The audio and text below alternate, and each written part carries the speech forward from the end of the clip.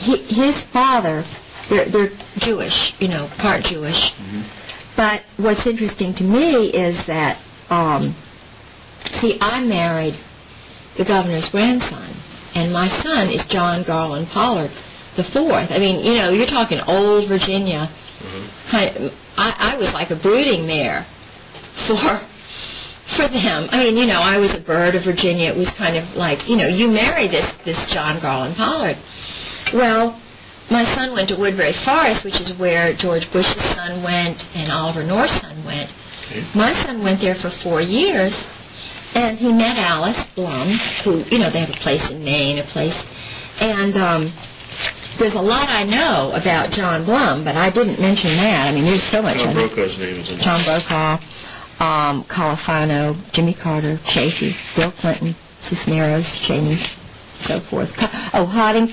Harding Carter is a real close personal friend of my husband's and a Princeton graduate.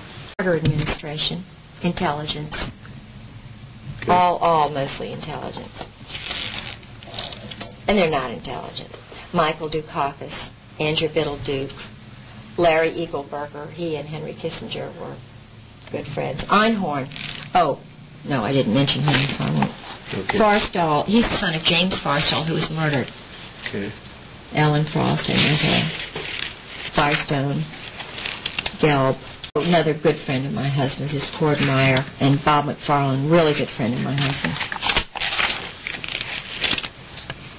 Pelletreau, real good friend of George's. The Pincus family. Consuelo Rice, she's a good friend of my husband's. The Rostos. These are bad guys, major bad guys. David Rockefeller is a friend of my son's, he came to my son's wedding. In Connecticut, he was in Connecticut. George Schultz, really good friend of George's and everybody. He's a big power guy. He knows a lot. He's the one who went to Clinton's and told Clinton not to run, that they were going to get him. Yeah. And had a meeting, and Clinton threw something at him and stuff. Called Sarah McClendon. Sarah was full of that story for a number of days. Harry Train lives at the beach, and he's, I know him very well. He's part of the New World Order crowd, former. Strobe Talbot, another good friend of my husband's, really good friend. David Stockman. Caspar Weinberger, Cap Weinberger. That's Mary Yost, I mentioned him. I'm sure that's Mary Clark, Yost's son, I'm sure. Yeah. I know it. Okay. Do you know Mary Clark?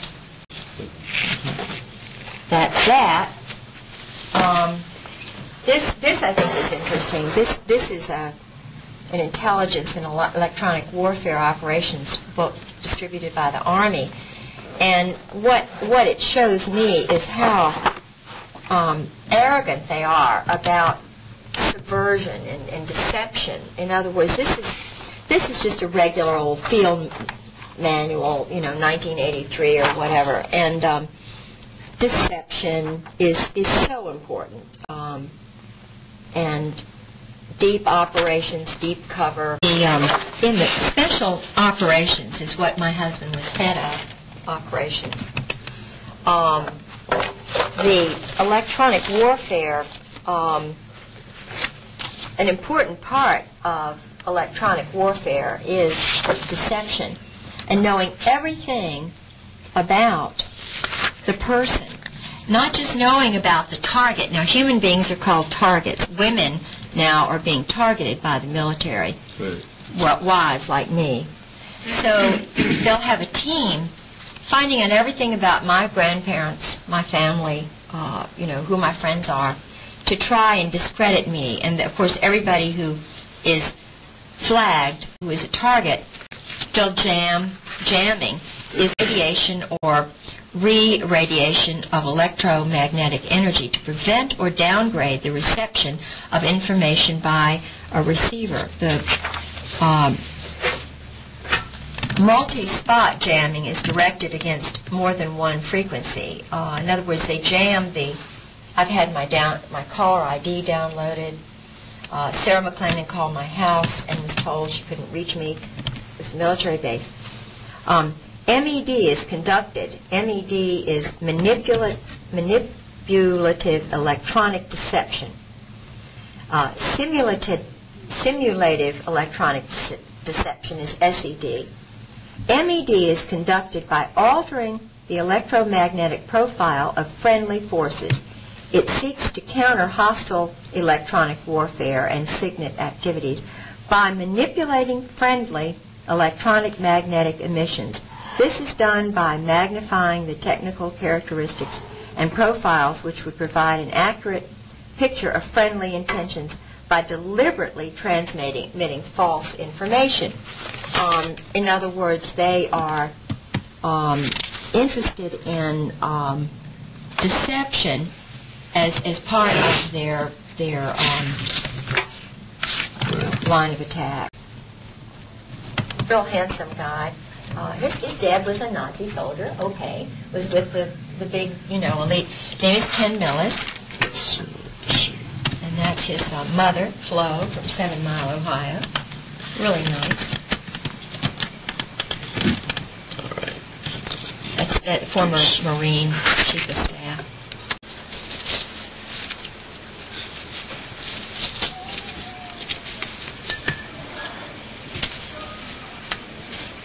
These are some original letters that he wrote to his lady friend when he was married to his first wife. His wife and his mother and my husband and me. That's his first wife's mother and his daughter and his daughter-in-law with the baby that I just prayed that there would be a granddaughter. And this is George and his cousin Bob. They're big drinkers in that family. I don't know who the other people are. This is George in one of his rages.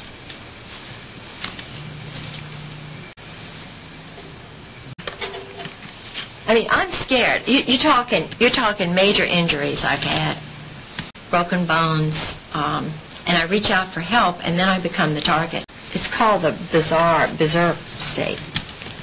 This is just, when he walks around nude, when he gets in these stages. Okay. Can't help. I mean, I don't know. I just don't know how to. This is him again. He'd take a lot of the pictures and cameras. He'd break cameras, and because I was trying to get somebody to help me protect my life. Just get some help. That's all. I wasn't trying to tell on him or, be a bad. I was just trying to get some help. And I was scared. I mean, this is the normal look. Yeah. Well, what's he doing? It's fine if he's a nudist, but I didn't know that. You didn't say, I'm a nudist. It's just, it's like I was married to a stranger. This is the George that I thought I knew. And this had to do, they gave me a Norwegian Viking ship that day. That was the port master of Moss, Norway. This is George on the Millis's boat with his little Princeton hat, and we're going out in the boat. And this is again the one when he was he wouldn't eat for 2 days, It's him in the yard. He'd do that nude in the yard, it was just so, Bizarre. Yeah. Now, he had the menage a trois, menage a quatre with this couple. This is his wife, Sue, who's with Jim Earl, and this is Nancy Earl and George. And they would do the group sex, the swinging or whatever you call it. And I had lots of people tell me that, and yet he's, very trusted, and they know everything kind of about him. This is another woman he was sleeping with in Beirut, whose husband was the assistant director at the American University of Beirut.